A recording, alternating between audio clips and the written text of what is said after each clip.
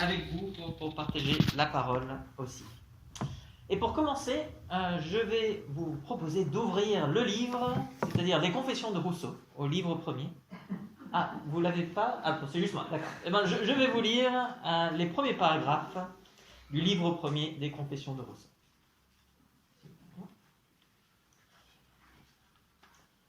Je forme une entreprise qui n'eut jamais d'exemple et dont l'exécution n'aura point d'imitateur. Je veux montrer mes semblables un homme dans toute la vérité de la nature, et cet homme, ce sera moi. Moi seul. Je sens mon cœur et je connais les hommes. Je ne suis fait comme aucun de ceux que j'ai vus. J'ose croire n'être fait comme aucun de ceux qui existent. Si je ne vaux pas mieux, au moins je suis autre.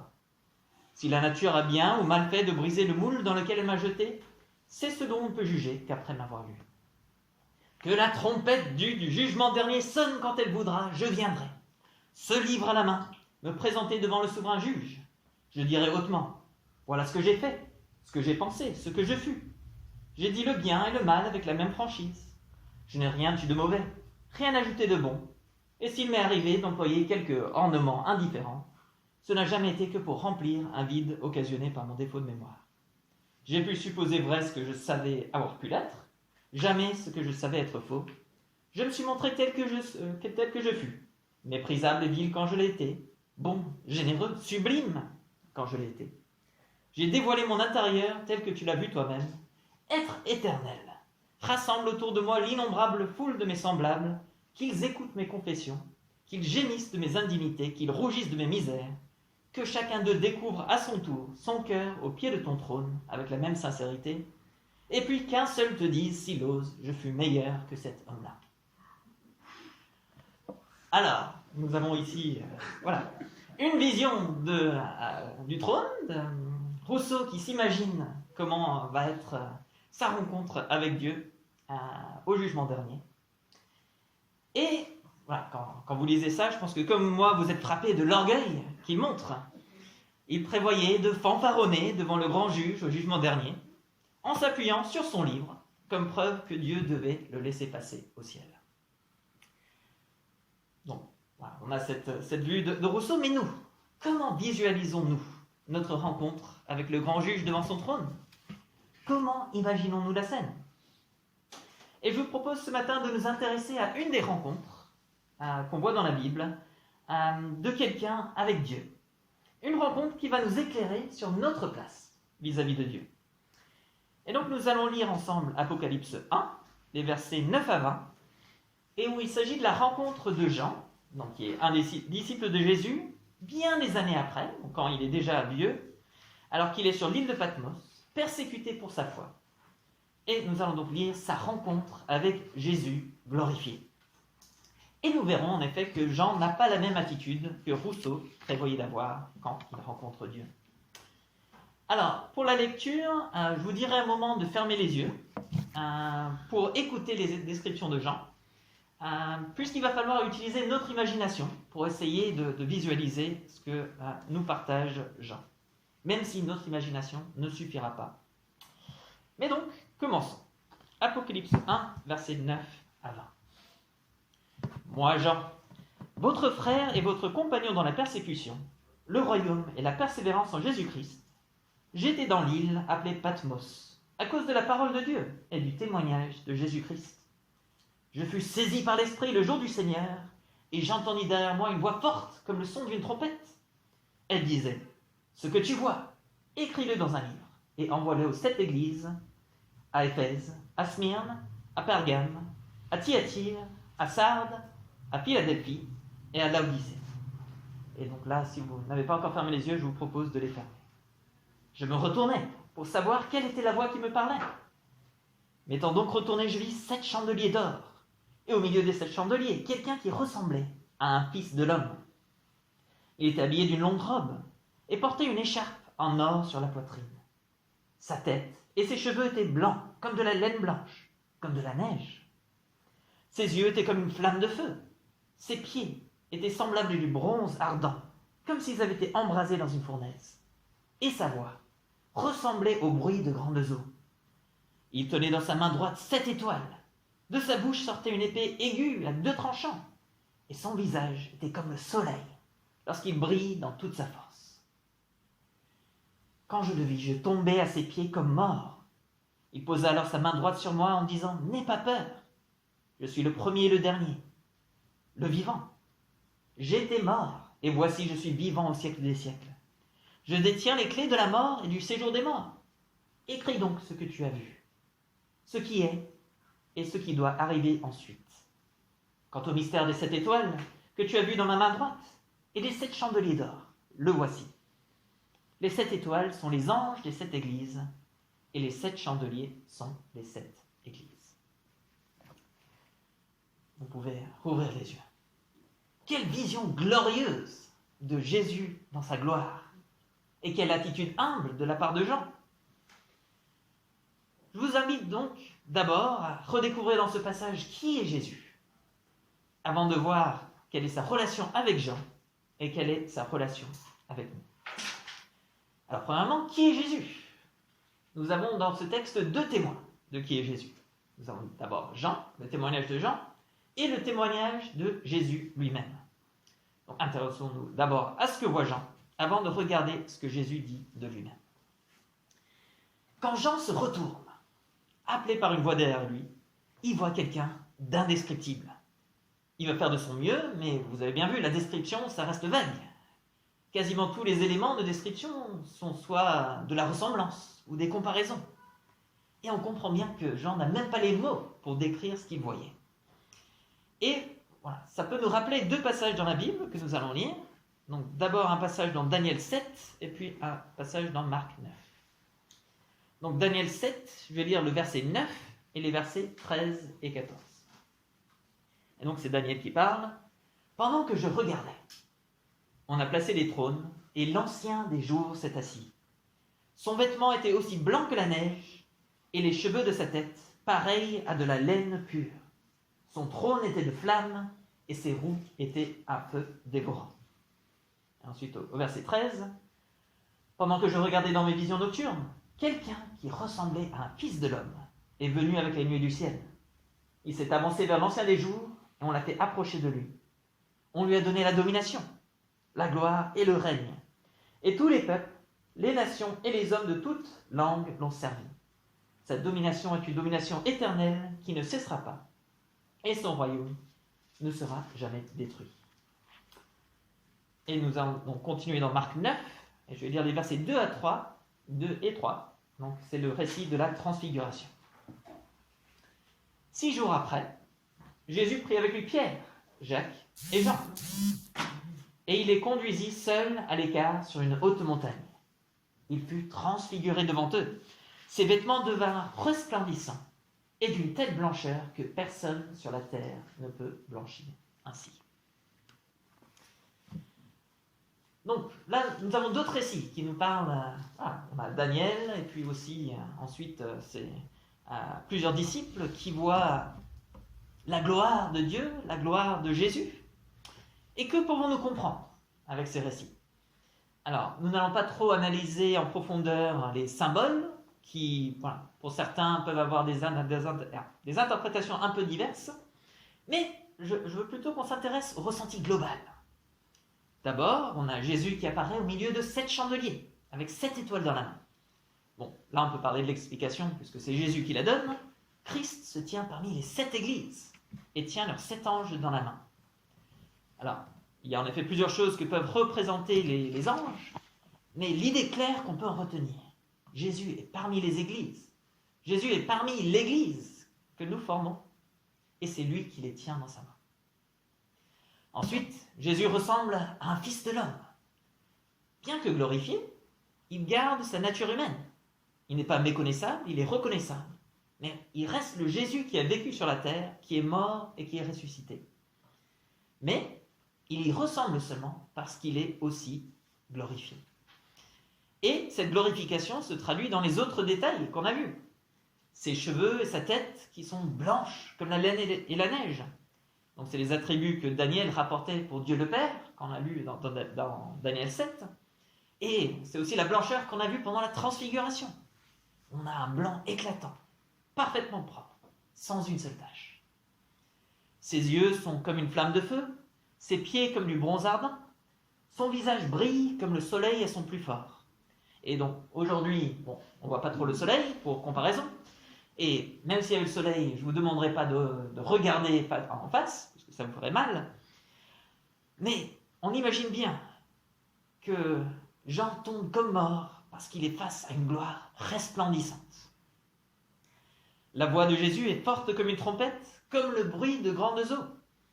Et là, peut-être qu'il faut imaginer les chutes du Niagara, avec toutes ces trompes d'eau qui tombent, ou peut-être le bruit d'une fanfare juste à côté. Tout résonne, voilà, avec tout ce bruit, on n'entend que ça. En bref, Jésus est glorieux, comme on ne peut même pas l'imaginer. Et que dit Jésus? Que dit-il de lui-même? Il commence en disant « n'aie pas peur ». Et nous reviendrons sur ce point quand nous regardons sa relation avec Jésus, mais ce n'est pas anodin que Jésus commence en disant « n'aie pas peur ». Il se présente comme le premier et le dernier, le vivant, celui qui est mort, mais qui est maintenant vivant au siècle des siècles. Jésus a en effet mort à la croix, mais il est aussi ressuscité. Il vit maintenant éternellement, la mort n'a plus d'emprise sur lui, et encore plus, il détient les clés de la mort et du séjour des morts. Comme annoncé dans Daniel, tout est maintenant sous son autorité, y compris la mort. Nous n'avons plus à craindre la mort si nous avons mis notre confiance en celui qui maintenant en tient les clés. Bon, nous voyons donc qui est Jésus, mais maintenant quelle est sa relation avec Jean? Regardons comment Jean réagit à Jésus et comment Jésus interagit avec lui. Et je pense que c'est important au début de nous souvenir de qui est Jean. Jean, c'est l'un des premiers disciples à rejoindre Jésus avec son frère Jacques. Jésus leur a même donné un surnom, les fils du tonnerre. C'est pas n'importe qui a un surnom de Jésus. Ils ont certes fait quelques bourdes pendant le ministère de Jésus. C'est leur mère qui a demandé à Jésus à ce que Jacques et Jean soient à sa droite et à sa gauche au ciel. Ils ont aussi à un moment proposé à Jésus de faire descendre du feu sur un village. Mais, malgré ces bourdes, ils avaient une relation privilégiée avec Jésus. Quand Jésus s'éloignait, il prenait souvent Pierre, Jacques et Jean. Et c'est ce qu'on a vu en lisant dans Marc 9. C'est ces trois-là qui ont vu Jésus transfiguré. De plus, Jean, dans son évangile, se nommait le disciple que Jésus aimait. Quelle relation proche, quelle intimité avec Jésus. Et pourtant, quand il se retourne et voit Jésus dans sa gloire, il tombe comme mort à ses pieds. Et alors, certes, Jean n'était pas mort à ce moment-là, il n'avait pas revêtu son nouveau corps, donc peut-être que nous ne tomberons pas comme morts quand nous serons devant le trône de Dieu. Mais si Jean a eu une telle réaction, quelle aurait été la nôtre? On n'aurait pas fait le fier. Et comment Jésus réagit-il? Il pose sa main réconfortante sur Jean qui s'est écroulé à ses pieds. Et je vous propose de lire quelques versets donc, dans Daniel 8, donc le chapitre d'après, qui se passe un certain temps après la première vision qu'on a vue. Et on va lire Daniel 8, les versets 15 à 18, où on va voir une scène assez similaire. Tandis que moi, Daniel, j'avais cette vision, et que je cherchais à la comprendre, quelqu'un qui avait l'apparence d'un guerrier se tenait en face de moi. J'ai entendu la voix d'un homme au milieu du fleuve Oulaï. Il a crié « Gabriel, fais comprendre à celui-ci ce qu'il a vu. » Il est alors venu près de l'endroit où je me trouvais. Terrifié à son approche, je suis tombé le visage contre terre. Il m'a dit « Sois attentif, fils de l'homme, car la vision concerne le moment de la fin. » Pendant qu'il me parlait, j'étais plongé dans une profonde torpeur, le visage contre terre. Il m'a touché et m'a fait me tenir debout, là où je me trouvais. Et donc, dans Daniel, nous avons un autre exemple de Dieu, de Jésus, qui ne laisse pas son serviteur étalé au sol, ébloui par sa gloire, dans un état comme mort, mais il le relève. Jésus, même dans la gloire, même glorifié, reste attentif aux besoins de ses frères. Il n'a pas changé à cet égard. Et on peut se souvenir de toutes les fois où, pendant son ministère, Jésus s'est inquiété et a relevé le faible. Après l'avoir réconforté, Jésus va donner une mission à Jean, en lui disant d'écrire ce qu'il a vu et ce qu'il va voir. Il ne le laisse pas inactif, mais lui donne une mission. Et nous, dans tout ça, quelle est notre relation avec Jésus? Qui sommes-nous pour lui et qui est-il pour nous? Et, au fond, qu'est-ce que ça change pour nos vies? Alors, qui sommes-nous pour lui? Nous sommes tellement au bénéfice de Christ. Nous bénéficions de sa grâce. Nous sommes enfants de Dieu, frères et sœurs de Jésus, appelés amis. Nous sommes justifiés par son sang, libérés du péché. Nous sommes une nouvelle création. Nous avons le Saint-Esprit qui vit en nous. Nous sommes ses serviteurs heureux, je l'espère. N'est-ce pas merveilleux? Mais Jean était aussi au bénéfice de toutes ces choses. Il était aussi ami, justifié, libéré du péché, une nouvelle création. Et il est quand même tombé aux pieds de Jésus quand il a vu sa gloire. N'oublions pas à qui nous avons affaire. Quel est le privilège immense dont nous bénéficions à pouvoir avoir affaire à lui. Oui, Jésus est notre Sauveur, celui qui est mort à notre place. Mais il est aussi notre Seigneur, le premier et le dernier, le Roi des rois, le Seigneur des seigneurs. Tout a été mis sous ses pieds. Et si on dit que tout l'a été, y compris nous, nous sommes aussi sous ses pieds. Mesurons-nous réellement à qui nous avons affaire? Quand nous péchons, avons-nous conscience que nous offensons Dieu, que nous faisons la volonté du monde plutôt que la volonté de notre souverain, saint et parfait? Notre péché est grave et ne peut être toléré par un Dieu saint. Demandons à Dieu de nous donner son dégoût pour le péché. Quand nous ignorons ses projets pour nous, quand nous n'en faisons qu'à notre tête, avons-nous conscience que nous désobéissons à celui qui a toute autorité? Les projets de Dieu pour nous et pour le monde sont bons et parfaits, et ce serait insensé que de chercher à faire autrement. Demandons à Dieu de nous aider à faire des choix qui sont dans ses plans. Quand nous traitons le Dieu de l'univers comme le Père Noël, quand nous ne lui parlons que pour émettre des requêtes, avons-nous conscience que nous traitons le Créateur de l'univers comme un distributeur? Demandons à Dieu de nous donner une attitude de reconnaissance et une attitude qui n'est pas centrée sur nous. Quand nous vivons aussi comme si nous n'étions pas chrétiens, quand nous cachons notre identité ou que nous sommes un mauvais témoignage, avons-nous conscience que c'est la gloire de Dieu que nous ne mettons pas en valeur, que nous desservons? Demandons à Dieu de nous donner du zèle pour sa gloire. N'oublions pas tout ce que nous sommes pour lui, tout ce que nous avons en lui. Nous avons la grâce de pouvoir nous approcher de lui. Mais mesurons aussi à quel Dieu glorieux nous avons affaire. Ce texte ne me laisse pas indifférent et j'espère qu'il ne vous laisse pas indifférent non plus. Jean, le disciple bien-aimé de Jésus, celui qui a marché à ses côtés physiquement pendant son ministère, qui a continué à le suivre pendant tout le reste de sa vie, est tombé comme mort en sa présence quand il l'a vu dans sa gloire. Et Jésus l'a relevé. On peut facilement sortir de la période de Noël avec une image du petit Jésus, du bébé Jésus. Mais cette image, aujourd'hui, n'est plus d'actualité. Aujourd'hui, Jésus est dans la gloire du Père. Et nous sommes bien peu de choses face à lui. Bien souvent, par notre péché, nos choix, notre attitude, notre mépris de sa gloire, nous montrons que nous ne mesurons pas à quel Dieu glorieux nous avons affaire. Mais heureusement, nous avons un Dieu bienveillant à notre égard.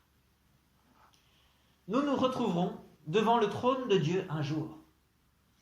Nous ne fanfaronnerons pas comme Rousseau l'imaginait. Nous ne pourrons pas le faire. Nous ne pourrons pas nous vanter d'avoir vécu une vie bonne et certainement pas d'avoir vécu la meilleure des vies, une fois qu'on sera face à Dieu. Mais il y aura deux façons de vivre ce moment. Si nous mettons notre confiance en Dieu aujourd'hui, si nous l'acceptons comme notre Sauveur et notre Seigneur, notre nom est écrit une fois pour toutes dans le livre de vie. et nous entrerons dans la gloire de Dieu pour toujours, parce que notre condamnation sera tombée sur Jésus, qui est mort à notre place.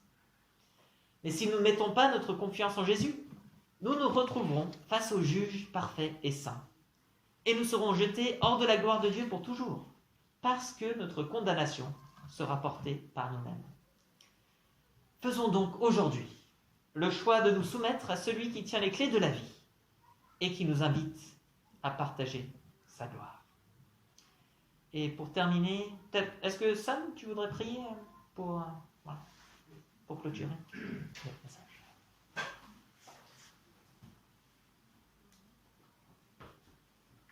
Père Céleste, nous te disons merci pour ta parole, merci pour cette prédication qui nous bouscule, qui nous permet de prendre du recul également sur la manière dont nous le voyons, la manière dont nous vivons notre vie de fils et de filles du Dieu vivant. Seigneur, je dois aussi me repentir devant toi, parce que tellement souvent je ne réalise pas à quel point ma vie ne te glorifie pas, ou n'est pas en adéquation par rapport à ce que tu mérites de ma vie. Seigneur, je te promets, Seigneur, que ma vie, mon cœur, devant toi, que tu nous encourages, tu nous montres ta face aussi pendant cette nouvelle semaine qui s'ouvre devant nous. Seigneur, oui, que nous puissions vivre à ta gloire, que nous puissions faire ce choix, si ce choix n'a pas encore été fait aujourd'hui, de te suivre, et oui, de mettre notre confiance en toi. Seigneur, s'il te plaît, viens à notre secours, montre-nous encore dans nos vies ce qui ne te plaît pas, ce qui ne te glorifie pas, et que nous puissions marcher jour après jour, toujours plus proche de toi, loin effectivement du banc de nos cœurs,